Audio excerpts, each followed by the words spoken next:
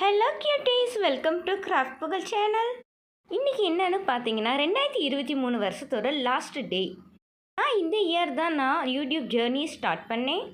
நான் ஒரு பிகினர்ஸாக தான் இந்த யூடியூப் ஸ்டார்ட் பண்ணேன். இப்போ நானே ஓகே அப்படின்னு சொல்கிற அளவுக்கு நான் தேடி இருக்கேன்னா அதுக்கு உங்கள் சப்போர்ட் தான் காரணம்.